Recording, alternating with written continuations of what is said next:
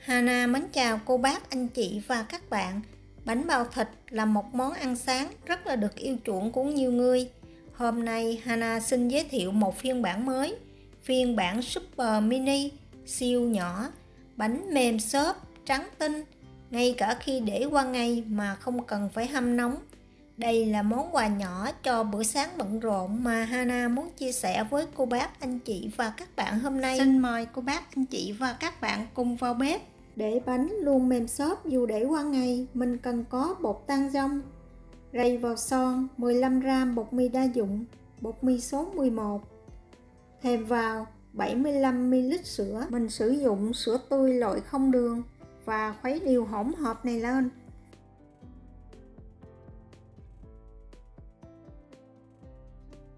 Cho son bột lên bếp, khuấy ở lửa vừa và nhỏ cho tới khi hỗn hợp sệt lại nhưng mà không chảy thành dòng, mà bột rớt xuống thành từng mảng là đạt.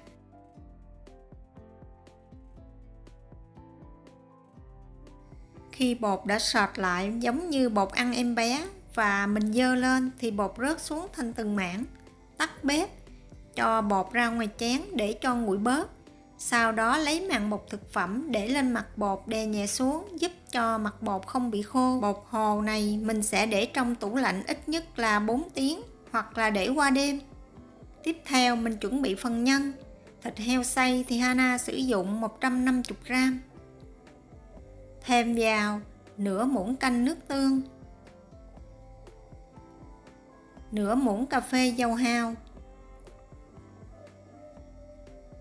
1/4 muỗng cà phê hắc xì dầu để tạo màu cho nhân, 1/2 muỗng cà phê tiêu trắng xay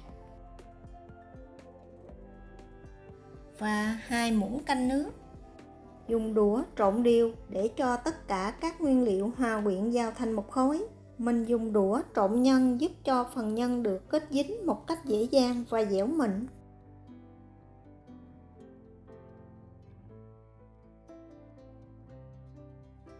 Thêm vào 20g hành lá cắt nhỏ và để qua một bên.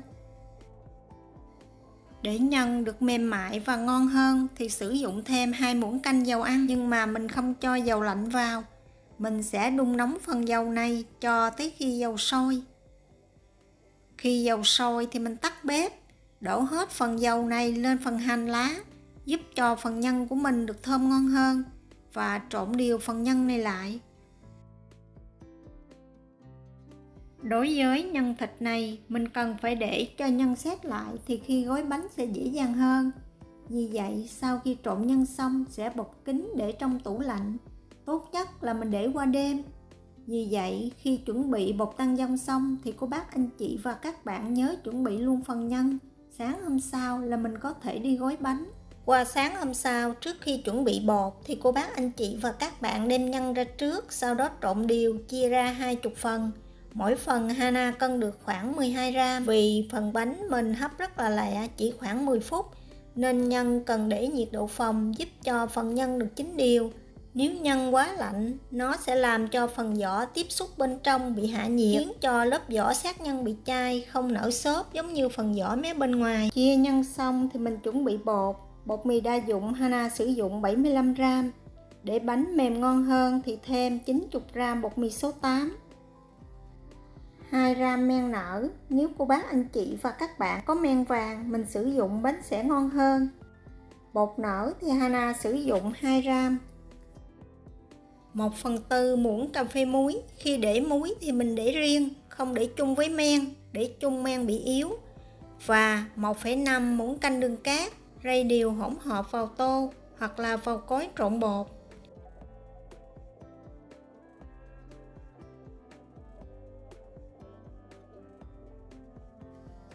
Thêm 50ml sữa tươi loại không đường.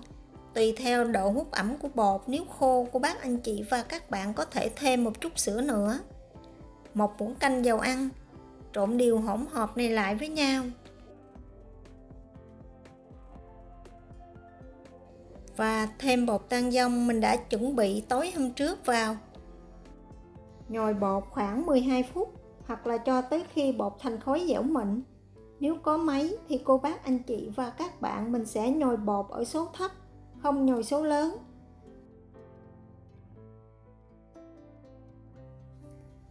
Và đây là khối bột của Hana sau khi nhồi được 12 phút. Bột rất là mềm và dẻo.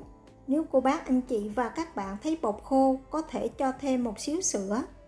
Dùng tay nhồi sơ bột lại và chia ra làm 20 phần. Mỗi phần Hana cân được khoảng 16 gram.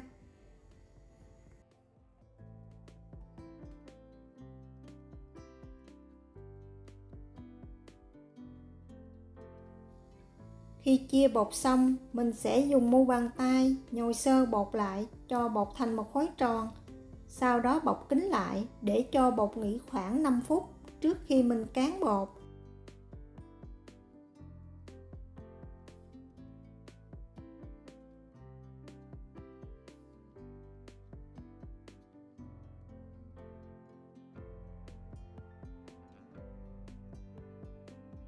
Nhân mình đã chuẩn bị và mình cũng nhớ chuẩn bị thêm một ít giấy nến để một chút mình lót bánh phía dưới. Sau 5 phút, viên bột nào làm trước thì mình lấy ra cán trước. Bột chưa làm tới, cô bác anh chị và các bạn cũng nhớ đậy kín để tránh bột bị khô. Cho một ít bột áo xuống bàn. Phần bột này trước hết là mình sẽ cán một hình tròn có kích thước khoảng 5 cm.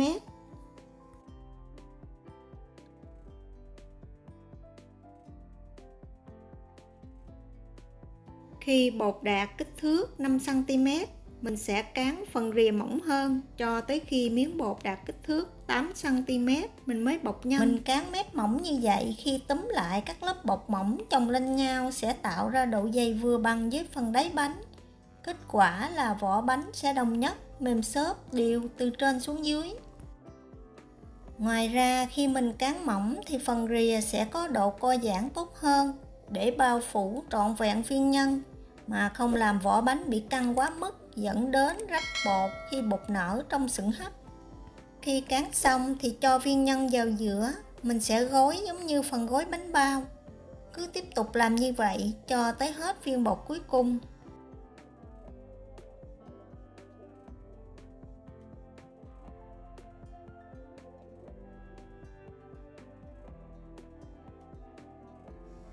Cô bác, anh chị và các bạn cũng nhớ chừa khoảng cách để một chút bột nở.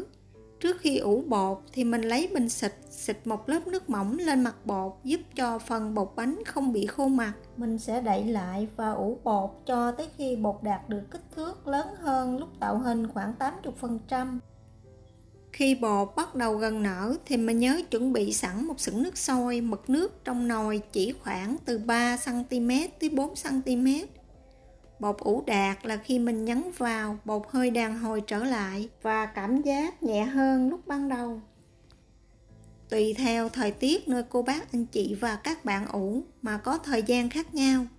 Chỗ Hana có nhiệt độ khoảng 30 độ C. Hana để khoảng 45 phút là bột đã nở. Và cũng nhớ chừa khoảng cách để khi hấp cho bánh nở. Bây giờ nước trong nồi đã sôi bùng lên, mình sẽ dỡ nắp ra để khoảng 1 phút cho phần nước này hạ nhiệt bớt.